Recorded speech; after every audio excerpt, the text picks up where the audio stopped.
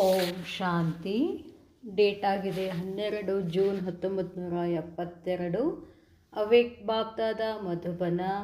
Awake Murli ಮಹಾವಾಕ್ಯ ಆಗಿದೆ, refine ಸ್ಥಿತಿ ಕಿ ಪೆಹಚಾನ್. ರಿಫೈನ್ ಸ್ಥಿತಿಯ ಗುರ್ತು ಅಂತ ಹೇಳ್ತಾರೆ ಬಾಬಾ ಇವತ್ತು.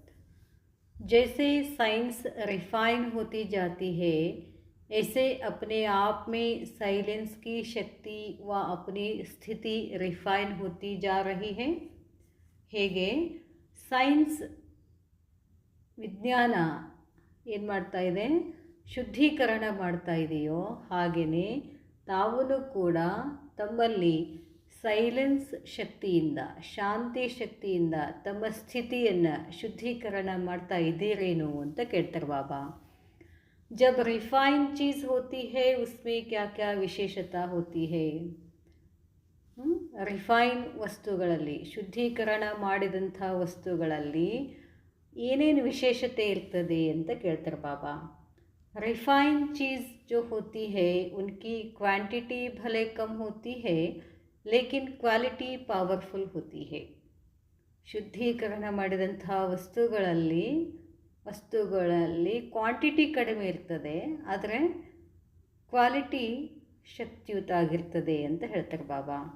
जो चीज़ रिफाइन नहीं होगी उसकी क्वांटिटी ज़्यादा क्वालिटी कम होगी. ಯಾವ ವಸ್ತುಗಳು ಶುದ್ಧೀಕರಣ ಆಗಿರೋದಿಲ್ವೋ ಅವುಗಳ ಸಂಖ್ಯೆಯಲ್ಲಿ ಹೆಚ್ಚಿರ್ತದೆ, ಆದರೆ ಕ್ವಾಲಿಟಿ ಗುಣಮಟ್ಟ ಕಡಿಮೆ ಇರ್ತದೆ ಅಂತ ಹೇಳ್ತಾರೆ ಬಾಬಾ. तो यहाँ भी जबकि रिफाइन होते जाते हैं तो कम समय, कम संकल्प, कम एनर्जी में जो कर्तव्य होगा वह 100 गुना होगा और हल्कापन भी होता है. ಹಾಗೆಯೇ ಇಲ್ಲಿನೂ ಕೂಡ ಯಾವಾಗ ಆತ್ಮ ರಿಫೈನ್ ಆಗ್ತದೋ, ಶುದ್ಧ ಆಗ್ತದೋ, ಕಡಿಮೆ ಸಮಯದಲ್ಲಿ ಕಡಿಮೆ ಸಂಕಲ್ಪ, ಕಡಿಮೆ ಸಾಮರ್ಥ್ಯ ಇದ್ಕೊಂಡು ಕರ್ತವ್ಯ ಮಾಡ್ತಾ ಹೋದರೆ ಅದರಲ್ಲಿ ಆ ಕರ್ತವ್ಯ ಅಥವಾ ಆ ಕೆಲಸ ಏನಾಗ್ತದೆ, ಸೌಗುಣ ಅಂದರೆ ಒಳ್ಳೆಯದಾಗ್ತದೆ ಅಂತ ಹೇಳ್ತಾರೆ ಬಾಬಾ. ಮತ್ತು एनर्जी में जो कर्तव्य होगा वह 100 गुना होगा और हल्कापन भी हो जाता है. ನಾವು ಬಾಬಾ ಹೇಳೋ ಅರ್ಥ ಏನು ಅಂತಂದರೆ, ಆತ್ಮ ಶುದ್ಧ ಆಗಿ ಕರ್ಮ ಮಾಡ್ತಾ ಹೋದರೆ ಸಮಯ ಕಡಿಮೆ ಹಿಡಿತದೆ, ಸಂಕಲ್ಪಗಳ ಶಕ್ತಿನೂ ಕಡಿಮೆ ಆಗ್ತದೆ. ಅಂದರೆ ಜಾಸ್ತಿ ಸಂಕಲ್ಪ, ಜಾಸ್ತಿ ವಿಚಾರ ಮಾಡೋ ಅವಶ್ಯಕತೆ ಇರೋದಿಲ್ಲ, ಜಾಸ್ತಿ ಎನರ್ಜಿ ಹಾಕುವ ಅವಶ್ಯಕತೆ ಇಲ್ಲ.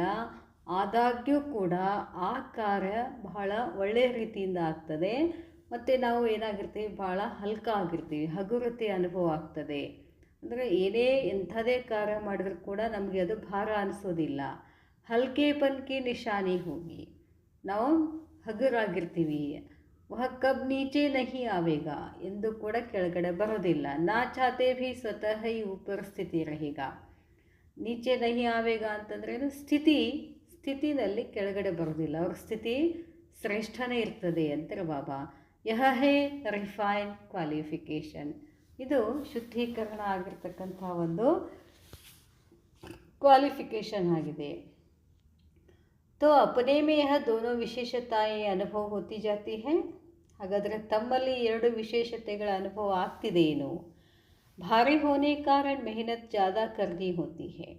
ಬಾಬಾ ಹೇಳ್ತಾರೆ, ನೀವು ರಿಫೈನ್ ಆಗಿರಲಿಲ್ಲ ಅಂತಂದರೆ, ಆತ್ಮ ಭಾರಿ ಆಗಿತ್ತು ಅಂತಂದರೆ, ಅಭಿಮಾನ ಅವೆಲ್ಲ ಇತ್ತು ಅಂದರೆ ಪರಿಶ್ರಮ ಹೆಚ್ಚಾಗ್ತದೆ.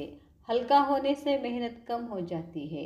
ಎಷ್ಟು ಮನಸ್ಸು ಹಗುರಾಗಿರ್ತದೋ ಪರಿಶ್ರಮ ಕಡಿಮೆ ಆಗ್ತದೆ.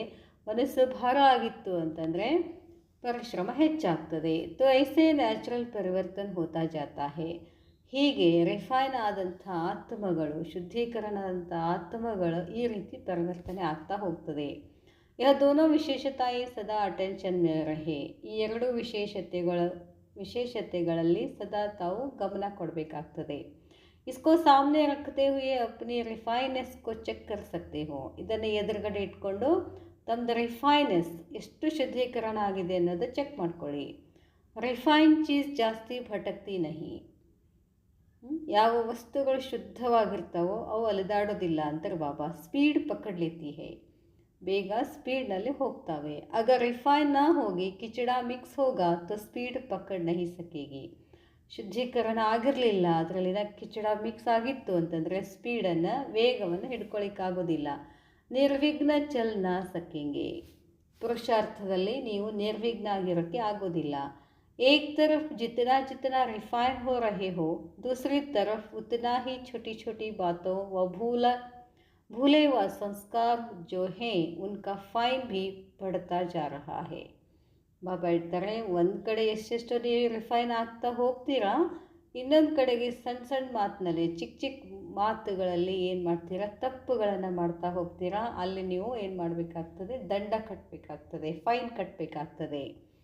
एक तरफ वह नज़ारा, दूसरे तरफ रिफाइन होने का नज़ारा, दोनों का फोर्स है. ಒಂದು ಕಡೆ ಏನು ಹೇಳ್ತಾರೆ ಬಾಬಾ, ಶುದ್ಧೀಕರಣ ಆಗೋದ್ರಲ್ಲಿನೂ ಒಂದು ಕಡೆ ದೃಷ್ಟಿ ಇದೆ ನಿಮ್ಮದು, ಇನ್ನೊಂದು ಕಡೆ ಏನಿದೆ, ಆಗ್ತಾ ಆಗ್ತಾ ನಡುವೆ ಏನಾಗ್ಬಿಡ್ತೀರಾ,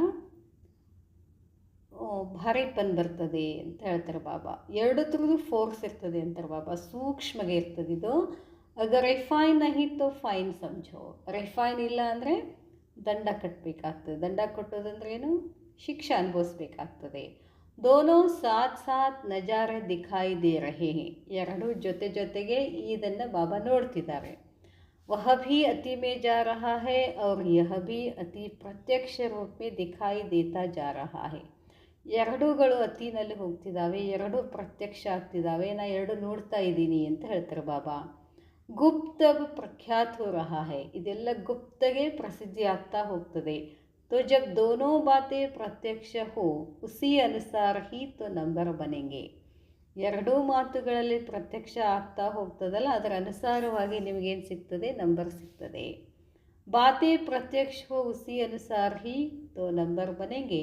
ಮಾಲಾ ಹಾತ್ ಸೆ ನಹಿ ಪಿರೋನಿ ಹೇ. ಮಾಲೆ ಈ ಬೆರಳಿನಿಂದ ಈಗ ಎಣಿಸೋದಲ್ಲ, ಚಲನ್ ಸೆ ಹಿ ಸ್ವಯಂ ಅಪ್ನಾ ನಂಬರ್ ಲೇ ಲೇತೆ ಹೇ. ನಿಮ್ಮ ಚಾಲ್ ಚಲನ್, ನಿಮ್ಮ ನಡವಳಿಕೆ, ನಿಮ್ಮ ದೃಷ್ಟಿ, ನಿಮ್ಮ ವೃತ್ತಿಯಿಂದ ಏನು ಸಿಗ್ತದೆ, ನಿಮಗೆ ನಂಬರ್ ಸಿಗ್ತದೆ. ಅಭಿ ನಂಬರ್ ಫಿಕ್ಸ್ ಹೋನೆ ಕಾ ಸಮಯ ಆ ರಹಾ ಹೇ. ಈಗ ನಂಬರ್ ಫಿಕ್ಸ್ ಆಗ್ತಕ್ಕಂಥ ಸಮಯ ಬಂದಿದೆ. इसलिए दोनों बातें स्पष्ट दिखाई दे रहे हैं और दोनों को देखते हुए साक्षी हो हर्षित रहना है. ಅದಕ್ಕಾಗಿ ಎರಡೂ ಮಾತುಗಳಲ್ಲಿ ಸ್ಪಷ್ಟವಾಗಿ ಎಲ್ಲರಿಗೂ ಕಾಣಿಸ್ತಾ ಹೋಗ್ತದೆ. ಆದರೆ ನೀವು ಏನಾಗಿರಬೇಕು, ಸಾಕ್ಷಿಯಾಗಿ ಹರ್ಷಿತ ಆಗಬೇಕು, ಖುಷಿಯಾಗಿರಬೇಕು. ಖೇಲ್ ಭಿ ವಹಿ ಅಚ್ಚಾ ಲಗ್ತಾ ಹೈ ಜಿಸ್ಮೆ ಕೋಯಿ ಬಾತ್ ಕಿ ಅತಿ ಹೋತಿ ಹೈ. ಬಾಬಾ ಹೇಳ್ತಾರೆ, ಆಟ ಎಲ್ಲಿ ಅದೇ ಚಲೋ ಕಾಣಿಸ್ತದಲ್ಲ, ಯಾವುದು ಅತಿಯಾಗಿದೆಯೋ ಅದು ಆಟ ಚಲೋ ಅನ್ನಿಸ್ತದೆ.